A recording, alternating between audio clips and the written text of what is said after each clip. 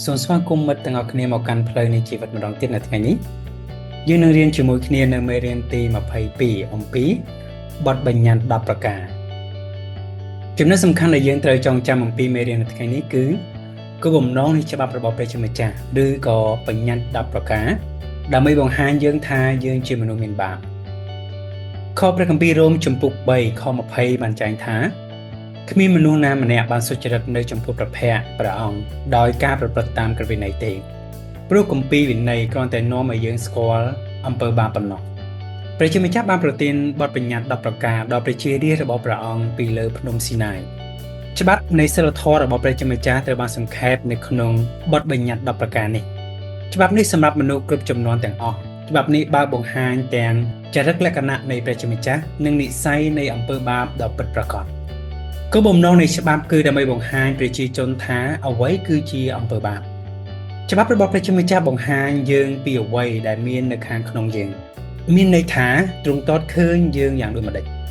ព្រះជាម្ចាស់គឺជាចៅក្រមនៃពិភពលោក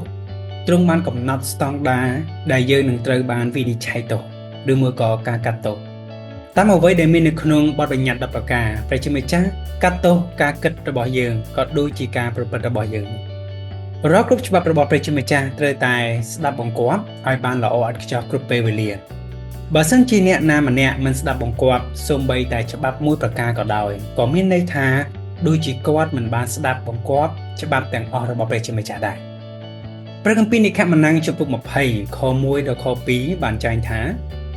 ព្រះជាម្ចាស់មានព្រះបន្ទូលមកកាន់កូនចៅអ៊ីស្រាអែលដូចតទៅយើងព្រះអង្គម្ចាស់ជាព្រះរបស់អ្នកយើងបាននាំអ្នកចេញពីស្រុកអេស៊ីបជាស្រុកដែលអ្នកធ្វើជាទាសករលោកម៉ូសេបានវិលត្រឡប់ពីភ្នំស៊ីណាយនៃព្រះជាម្ចាស់ទៅរកប្រជាជនវិញព្រះជាម្ចាស់បានមានបន្ទូលប្រាប់ពួកជនជាតិអ៊ីស្រាអែលអំពីបទបញ្ញត្តិ10ប្រការនិខមណ្ឌជំពូក20ខ3បានចែងថាមិនត្រូវគោរពព្រះណាផ្សេងក្រៅពីយើងឡើយត្រូវថ្វាយបង្គំព្រះជាម្ចាស់តែមួយអង្គគត់ទ្រង់តែមួយអង្គគត់ដែលជាព្រះជាម្ចាស់នឹងមិនអនុញ្ញាតឲ្យនរណាម្នាក់ឬអ្វីមួយផ្សេងទៀតមកចែករំលែកកន្លែងរបស់ព្រះអង្គដែលជាព្រះដើម្បីទទួលការថ្វាយបង្គំពីមនុស្សឡើយមនុស្សជាច្រើនមិនពឹងផ្អែកលើព្រះជាម្ចាស់ឡើយតែពឹងផ្អែកលើវិញ្ញាណផ្សេងៗជំនួសវិញពួកគេបានសួរវិញ្ញាណទាំងនេះប្រាប់ពួកគេពីអ្វីដែលពួកគេគួរធ្វើពួកយើងទាំងអស់គ្នាមិនបានស្ដាប់បង្គាប់តាមច្បាប់របស់ព្រះជាម្ចាស់ឡើយគ្មាននរណាម្នាក់បានដាក់ព្រះជាម្ចាស់ជាទី1នៅក្នុងជីវិតរបស់ពួកគេគ្រប់ពេលវេលានោះទេព្រះគម្ពីរនិខមណ្ឌជំពូក20ខ4ដល់ខ6បានចែងថាមិនត្រូវឆ្លាក់រូបអ្វីឬយកវត្ថុដែលជាតំណាងអ្វីមួយនៅលើមេឃនៅលើផែនដីឬនៅក្នុងទឹកក្រោមដីធ្វើជាព្រះឡើយមិនត្រូវក្រាបថ្វាយបង្គំរូបព្រះទាំងនោះឬគោរពបម្រើរូបទាំងនោះឡើយយើងជាព្រះអង្គម្ចាស់ជាព្រះរបស់អ្នកយើងមិនចង់ឲ្យអ្នកជំពាក់ចិត្តនឹងព្រះណាផ្សេងក្រៅពីយើងឡើយប្រសិនបើនរណាក្បត់ចិត្តយើងនឹងដាក់ទោសគេចាប់ពីឪពុករហូតដល់កូនចៅ3-4ដំណផ្ទុយទៅវិញយើងនឹងសម្ដែងសេចក្តីសប្បុរសរហូតដល់1000ដំណចំពោះអស់អ្នកដែលស្រឡាញ់និងប្រតិបត្តិតាមបទបញ្ជារបស់យើងមិនត្រូវក្រាបថ្វាយបង្គំឬគោរពផ្សេងៗឡើយព្រះជាម្ចាស់ទ្រង់គឺជាវិញ្ញាណទ្រង់គ្មានរូបរាងដូចជាមនុស្សឡើយ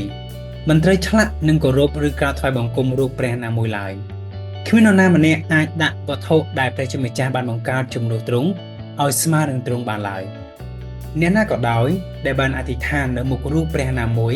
អ្នកនោះមិនបានគោរពតាមបញ្ជានេះទេនិខមណ្ឌជំពូក20ខ7បានចែងថាមិនត្រូវយកព្រះនាមរបស់ព្រះអង្គម្ចាស់ជាព្រះរបស់អ្នកទៅប្រើឥតបានការនោះឡើយត្បិតព្រះអង្គម្ចាស់នឹងមិនអត់ឱនឲ្យអ្នកដែលយកព្រះនាមរបស់ព្រះអង្គទៅប្រើឥតបានការរបៀបនេះជាដាច់ខាតមិនត្រូវប្រើឈ្មោះរបស់យើងដែលឥតបានការនោះឡើយព្រះនាមឬមួយក៏ឈ្មោះរបស់ព្រះជាម្ចាស់បរិសុទ្ធយើងមិនត្រូវប្រើព្រះនាមរបស់ព្រះអង្គលើកលែងតែយើងនិយាយពីទ្រង់ដោយគោរពអ្នកណាម្នាក់ដែលនិយាយថាព្រះជាម្ចាស់ឬព្រះយេស៊ូវដោយសារតែពួកគេខឹងឬក៏ភ្ញាក់ផ្អើលអ្នកនោះមិនបានគោរពតាមបញ្ជានេះទេនិខមណ្ឌជំពូក20ខ8ដល់ខ11បានចែងថាចូលរំលឹកថ្ងៃសបាតហើយញែកថ្ងៃនោះជាថ្ងៃដ៏វិសុទ្ធអ្នកមានពេល6ថ្ងៃ សម្រាប់បំពេញកិច្ចការទាំងប៉ុន្មានដែលអ្នកត្រូវធ្វើតែថ្ងៃទី7ជាថ្ងៃសប្បាតរបស់ព្រះអម្ចាស់ជាព្រះនៃអ្នកដូច្នេះនៅថ្ងៃនោះទាំងអ្នកទាំងកូនប្រុសកូនស្រីរបស់អ្នកទាំងអ្នកបម្រើប្រុសស្រីទាំងសត្វពាហនៈនិងជនបរទេសដែលរស់នៅជាមួយអ្នកមិនត្រូវធ្វើការអ្វីឡើយត្បិតក្នុងរយៈពេល6ថ្ងៃព្រះអម្ចាស់បានបង្កើតផ្ទៃមេឃផែនដីសមុទ្រនិងរបស់សពសារពើដែលស្ថិតនៅទីទាំងនោះនៅថ្ងៃទី7ព្រះអង្គសម្រាកហេតុនេះហើយបានជាព្រះអម្ចាស់ប្រទានពរដល់ថ្ងៃសប្បាតហើយញែកថ្ងៃនោះជាថ្ងៃដ៏វិសុទ្ធចូលរំលឹកថ្ងៃសប្បាតនិងញែកថ្ងៃនោះជាថ្ងៃបរិសុទ្ធព្រះជាម្ចាស់បានបង្គាប់យើងឲ្យទុកពេលមួយថ្ងៃក្នុងមួយសប្តាហ៍ដើម្បីសម្រាកពីការងារប្រចាំសប្តាហ៍របស់យើងហើយនឹកចាំពីព្រះអង្គអ្នកណាក៏ដោយដែលមិនបានទុកពេលមួយថ្ងៃរៀងរាល់សប្តាហ៍ដើម្បីគោរពនិងថ្វាយបង្គំព្រះអង្គអ្នកនោះមិនបានគោរពតាមបទបញ្ជានេះទេនៅក្នុងព្រះគម្ពីរនិកាម៉ានាំងជំពូក20ខ12បានចែងថាចូលគោរពមាតាបិតារបស់អ្នកដើម្បីឲ្យអ្នកមានអាយុយឺនយូរនៅលើដីដែលព្រះអម្ចាស់ជាព្រះនៃអ្នកប្រទានដល់អ្នកចូលគោរពឪពុកម្ដាយរបស់អ្នកពីព្រោះព្រះជាម្ចាស់បានប្រទានឪពុកម្ដាយដល់កូនគ្រប់រូបដើម្បីឲ្យពួកគាត់បានមើលថែរក្សាព្រះអង្គក៏បានប្រទានសិទ្ធិអំណាចដល់ឪពុកម្ដាយក្នុងការធ្វើបែបនេះដែលបង្គាប់ឲ្យកូនតូចៗស្ដាប់បង្គាប់ឪពុកម្ដាយនិងឲ្យកូនធំគោរពដល់ឪពុកម្ដាយរបស់ពួកគេផងដែរអ្នកណាក៏ដោយដែលមិនបានគោរពតាមអ្វីដែលឪពុកម្ដាយរបស់ខ្លួនបានប្រាប់ឬមិនគោរពឪពុកម្ដាយអ្នកនោះមិនគោរពតាមបទបញ្ជានេះហើយបានធ្វើអំពើបាប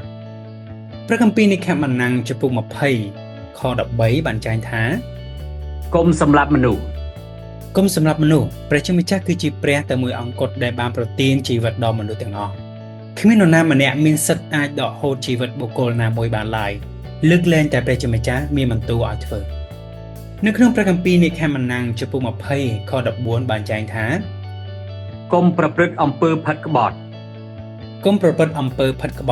ព្រះជាម្ចាស់បានមានបន្ទូលថាការមានទំនាក់ទំនងផ្លូវភេទជាមួយនរណាម្នាក់ក៏ដោយលើកលែងតែជាប្តីឬប្រពន្ធរបស់បងប្អូនគឺជាអំពើបាបការដំបូងបង្អស់ព្រះជាម្ចាស់បានប្រទាននាងអេវ៉ាឲ្យលោកអាដាមធ្វើជាប្រពន្ធប្តីនិងប្រពន្ធគឺជាកម្មសិទ្ធិរបស់គ្នាទៅវិញទៅមកព្រះជាម្ចាស់មានបន្ទូលថាអ្នកណាក៏ដោយដែលគ្រាន់តែមើលទៅមនុស្សម្នាក់ដែលមិនមែនជាប្តីឬជាប្រពន្ធរបស់ខ្លួនហើយមានចិត្តចង់រួមរំលែកជាមួយអ្នកនោះដូចជាបានប្រព្រឹត្តអំពើផិតក្បត់រួចទៅហើយព្រះជាម្ចាស់កាត់ទោសទាំងការគិតក៏ដូចជាការប្រព្រឹត្តរបស់យើងនៅក្នុងព្រះគម្ពីរនិកាម៉ានាំងជំពូក20ខ15បានចែងថាកុំលួចប្លន់គេព្រះជាម្ចាស់មានបន្ទូលថាយើងមិនត្រូវយករបស់អ្វីណាមួយដែលជាកម្មសិទ្ធិរបស់អ្នកដទៃឡើយព្រះជាម្ចាស់គឺជាព្រះដែលផ្ដល់សិទ្ធិឲ្យមនុស្សម្នាក់មានសិទ្ធិកាន់កាប់និងរក្សាទ្រព្យសម្បត្តិរបស់ខ្លួនរបស់ពួកគេម្នាក់អ្នកណាក៏ដោយដែលបានយករបស់ពីអ្នកដទៃទោះជារបស់នោះធំឬតូចក្តីអ្នកនោះមិនគោរពតាមបទបញ្ជានេះទេនិកាម៉ានាំងជំពូក20ខ16បានចែងថាកុំធ្វើសាក្សីคล้ายដែលនាំឲ្យអ្នកដទៃមានទោសកុំធ្វើជាសាក្សីคล้ายឬក៏កុំឲ្យនិយាយកុហកព្រះជាម្ចាស់សប្បុរសតីឲ្យយើងនិយាយរកគ្រប់ទាំងកិច្ចការទាំងអស់ដែលជាការពិតជានិច្ចមានតែព្រះជាម្ចាស់មួយអង្គគត់ដែលតែងតែមានបន្ទូលពីការពិតព្រះអង្គជ្រាបរកគ្រប់ទាំងការកុហកទាំងអស់ដែលយើងបាននិយាយអ្នកណាក៏ដោយដែលនិយាយកុហកអ្នកនោះមិនគោរពតាមបទបញ្ជានេះទេនិកាម៉ានាំងជំពូក20ខ17បានចែងថាកុំលោភលន់ចង់បានផ្ទះរបស់អ្នកដទៃ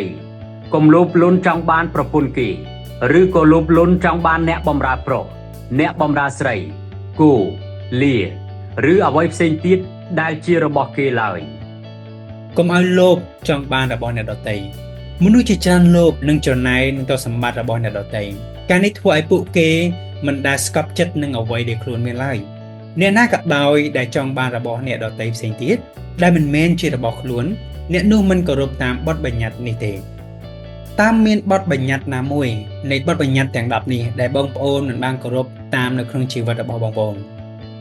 ដោយសារតែព្រះជាម្ចាស់កាត់ទោសការគិតរបស់ខ្ញុំក៏ដូចជាការប្រព្រឹត្តរបស់ខ្ញុំមិនបានគោរពតាមបទបញ្ញត្តិទាំង10នោះទេ ដោយសារតែពួកយើងមិនបានគោរពតាមច្បាប់របស់ព្រះជាម្ចាស់យើងសមនឹងស្លាប់ដោយសារតែព្រះជាម្ចាស់ទ្រង់សុចរិតទ្រង់តែមួយអង្គគត់ដែលតែងតែធ្វើនៅអ្វីដែលត្រឹមត្រូវព្រះអង្គតែងតែដាក់ទោសអ្នកណាដែលមិនគោរពតាមច្បាប់របស់ព្រះអង្គការដាក់ទោសគឺជាការស្លាប់ដែលមានន័យថាការដាច់ចេញពីព្រះជាម្ចាស់ជារៀងរហូតព្រះជាម្ចាស់មិនអាចអត់ទោសអំពើបាបបានឡើយលុះត្រាតែអំពើបាបនោះត្រូវបានបង់ថ្លៃឲ្យពេញលេញ